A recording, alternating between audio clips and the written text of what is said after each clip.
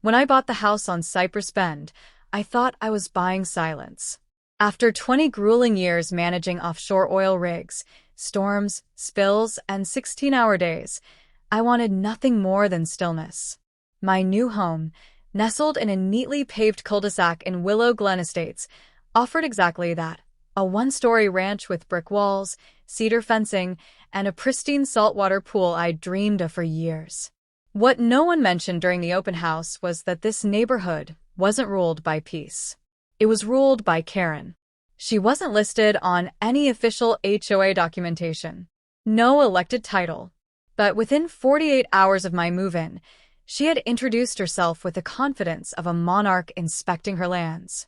Slim, sharp-eyed, and powered by what I could only describe as caffeinated righteousness, Karen walked a circuit through the neighborhood each day at precisely 9 a.m. and 4 p.m. Accompanying her was Muffin, a bleached, bow-wearing designer dog with a bark shrill enough to pierce drywall. I first met her while unpacking my tool shed. "You can't store your ladder outside," she said, nodding toward the shed's open door. HOA Guidelines. Page 7, Item 16. I blinked. "Good morning to you, too." She smiled thinly, as if I'd just said something in poor taste. Rules are rules. We all have to follow them. That was her gospel. Rules. By the third day, she had taped a notice to my front door. Handwritten. Firm. Mailbox not regulation color. Please repaint within 10 days. Karen, HOA. I called the HOA to ask if there'd been a mistake. The woman on the phone sighed. No mistake. She's not on the board, but she's very involved. Karen wasn't a board member. She was worse, an unsanctioned enforcer. She had the time, the energy, and the pathological desire to correct everyone. I kept my head down. I repainted the mailbox. I moved the ladder. But every concession seemed to energize her. One violation, corrected, only led to another inspection. The next week, I received a note for leaving my trash bins out for more than 3 hours after pickup. Then came the flag. A simple American flag, mounted cleanly on a pole attached to my porch post. It had been there less than a day when Karen returned with her signature clipboard and disapproval. "Flags are to be mounted on the garage frame," she said, pointing with her pen like a sword. "Not visible from a street like that. It disrupts the community's uniformity." Uniformity, I echoed, lowering my sunglasses. Yes. We strive for visual cohesion. This isn't a showroom. It's a neighborhood. Her smile didn't budge. "You can file a variance request with the HOA, but I doubt it'll be approved." When I refused to take it down, she filed a complaint. I was formally instructed to remove the flag until further review. I appealed and waited, but it became clear. This wasn't about the flag. It was about control. The HOA's rules weren't rules. They were weapons, and Karen wielded them with a zeal that bordered on personal crusade. Neighbors waved at me from their porches, but never for long. Conversations stayed short. Doors closed quickly. No one seemed eager to be seen associating too openly. I began to notice subtle signs: the extra coats of neutral paint on driveways, the identical garden beds with trimmed hedges, the way trash cans appeared and vanished like clockwork. It wasn't coincidence. It was compliance. Still, I wasn't looking for trouble. My battles were behind me, or so I thought. Then, one morning, I found a cedar slat kicked loose from my backyard fence. At first, I assumed it was wear and tear. Maybe weather. I made a mental note to fix it after breakfast. But before I could so much as butter my toast, I saw movement through the back window. It was Muffin. The dog darted through the broken slat, tail high, fur bouncing. A flash of white against the green. I stood, coffee still in hand, as she barreled past my koi pond and toward my saltwater pool. And then a full leap. Splash. Muffin was swimming in my private pool. Seconds later, a voice pierced the air. "Muffin. No. Come here." Karen stormed into my yard. No knock, no permission. Her face twisted in panic and fury. "You need to secure this fence," she barked, wading into my yard as though she owned the land beneath her feet. "This is dangerous. My dog could have drowned." I gestured calmly to the slat. Someone kicked it in. Not weather damage. Not wear and tear. She didn't deny it. Instead, she scooped up her soaked dog, who now reeked of chlorine and salt, and said, "You'll be hearing from the HOA." Then she turned and walked out, dripping dog and all. I stared at the gap in my fence, the wet paw prints on my deck, the ripples in my pool. That was the moment I realized Karen had crossed a line. And she wasn't walking away clean. By Monday morning, the HOA had already sent me a formal violation notice. 3, in fact. Violation 1. Unsecured fencing posing a threat to neighborhood pets. Violation 2. Unauthorized private pool without proper signage. Violation 3. Creating an unsafe environment for residents and their animals. I sat at my kitchen table reading the email twice, stunned by the twisted logic. Karen's trespass, her dog's unauthorized cannonball, had somehow been reframed as my failure to maintain safety. The audacity would have been laughable if it wasn't so calculated. But I wasn't the kind of man to fight words with words. I fought with facts. I pulled up my security footage, crisp, high-resolution clips covering every inch of my yard. At precisely 8:04 a.m., Karen appeared on screen. She glanced around, then casually lifted her loafer and drove her heel into the cedar slat until it cracked. Her expression was calm, deliberate. She stepped back, called Muffin, and let the dog dart through the opening like it was a game. Moments later, she followed, trespassing, loud and unapologetic. And there it was, evidence.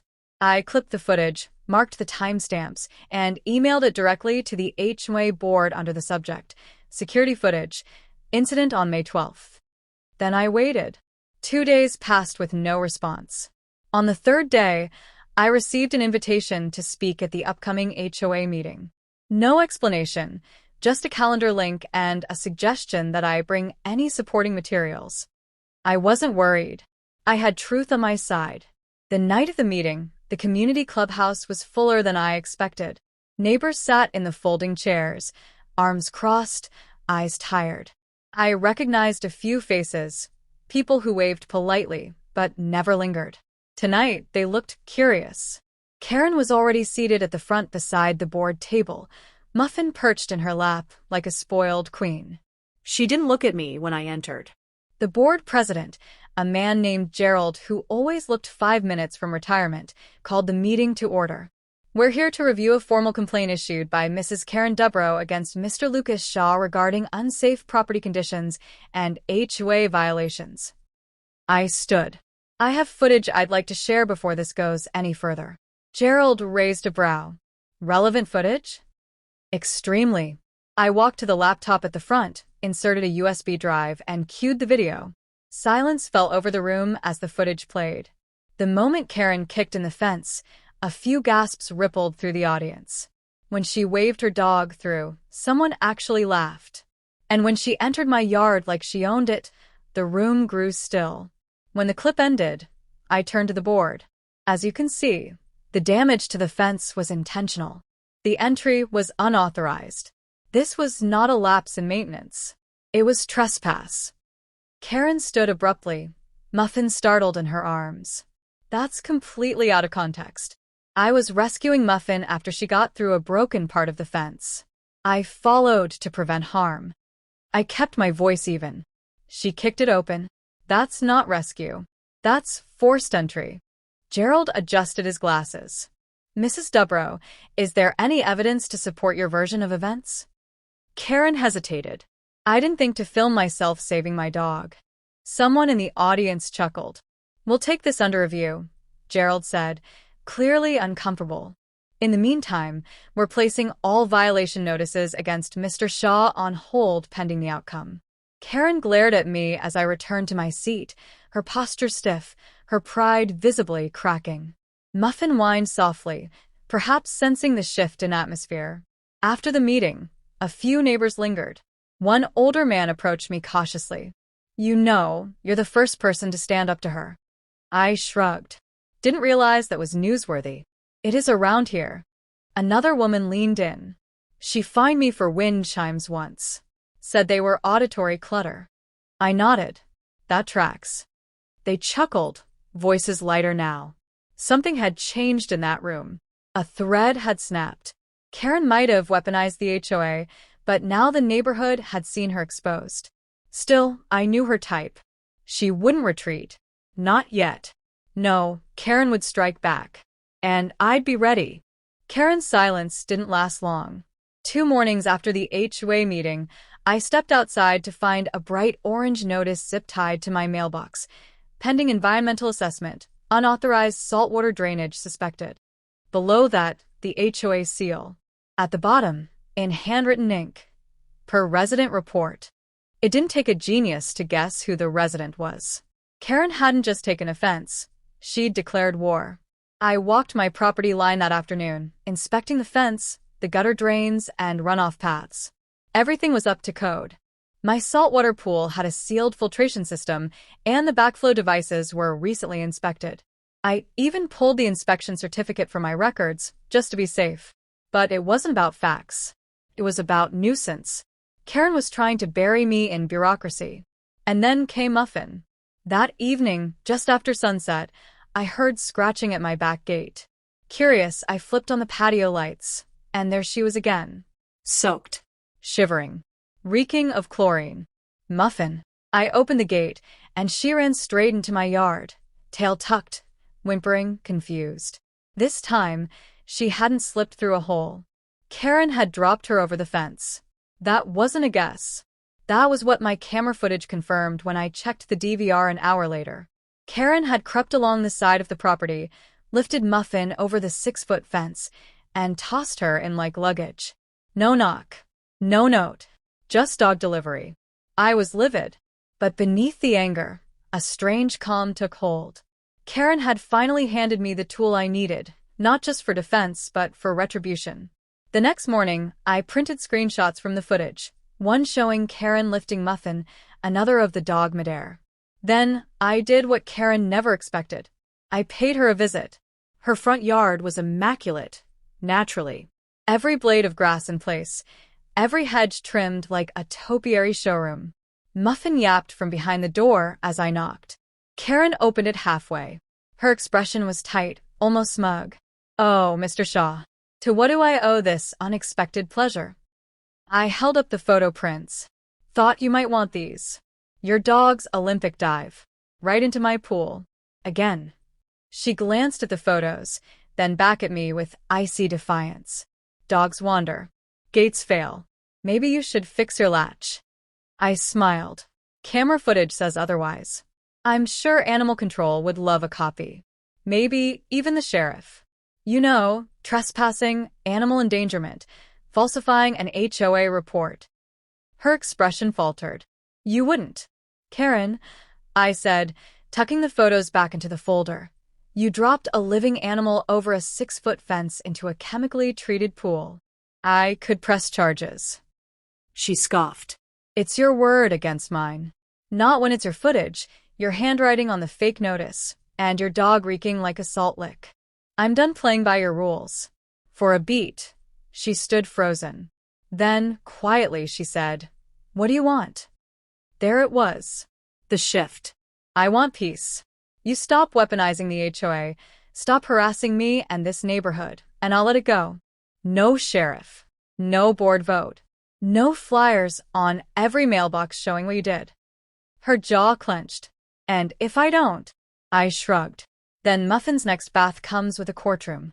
She slammed the door without another word. But the fallout had already begun. By the end of the week, the HOA board released a bulletin stating that unofficial enforcement actions by residents will no longer be recognized, and all reports had to come with video evidence or board approval. Word traveled fast.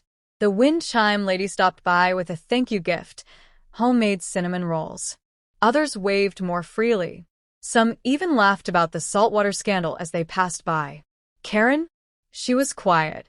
Her patrol stopped. Muffin stayed indoors. But I wasn't done. I had one final move. Something not spiteful, not petty, just poetic. I hired a local artist to paint a mural on my backyard fence, facing inward. A calm blue background with a cartoonish dog mid-splash, tongue out, for flying, landing joyfully into a saltwater wave. Beneath it, Muffin's pool, trespassers welcome. Only guests in my yard would ever see it. But I made sure Karen did, once. I invited a few neighbors over for barbecue. Left the gate open. She peeked through her blinds like always.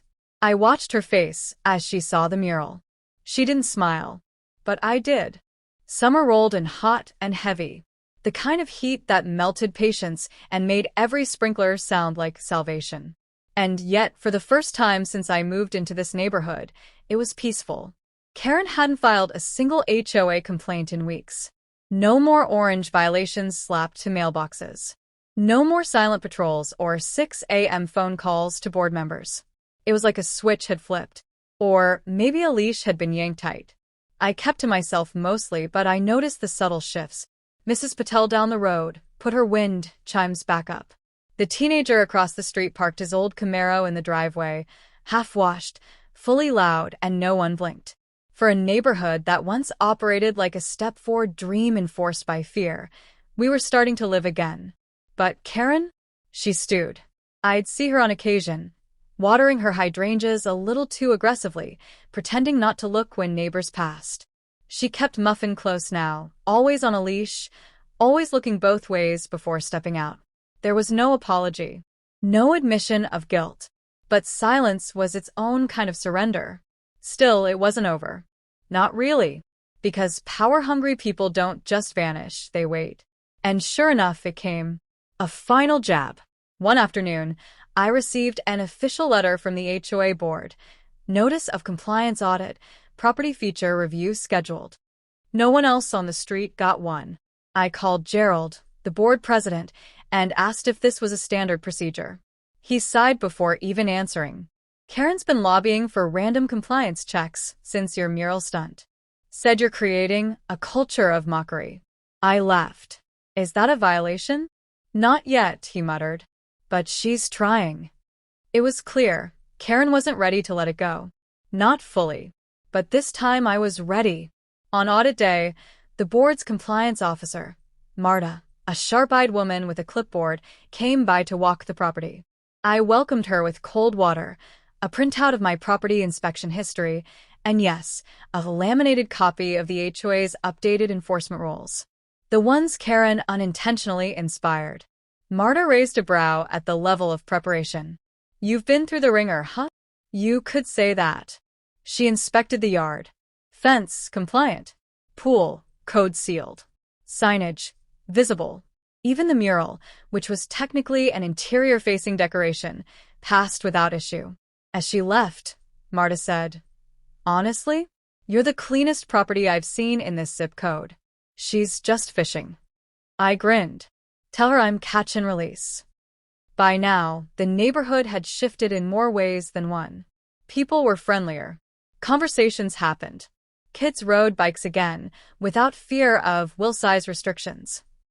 The HOA, once a fortress of fear, had started operating like it should, a community tool, not a personal weapon. It wasn't just about me and Karen anymore. It was about everyone who'd ever been fined for garden gnomes, for flags that weren't HOA approved, for Halloween decorations that stayed up 24 hours too long. Karen's grip had cracked, and where she'd once held the neighborhood in check, now she stood isolated, resented, ignored, sidelined. A few weeks later, I found a note on my porch. It wasn't signed, but the handwriting was unmistakable. Stiff, perfect, all caps. You win. Keep your pool. I'll keep my dog. Stay out of my way. I folded it carefully, then tossed it in the trash. Because it wasn't about winning. It never was. It was about boundaries, respecting them, enforcing them, and sometimes defending them with the only thing people like Karen understand: firm consequences wrapped in calm defiance. And if she ever forgot that, well, the mural was still there. Blue as the ocean. Bright as defiance. With Muffin, mid-leap, forever frozen in joyful rebellion. The neighbors loved it. The HOA couldn't touch it. And Karen? She got to walk past it every single day.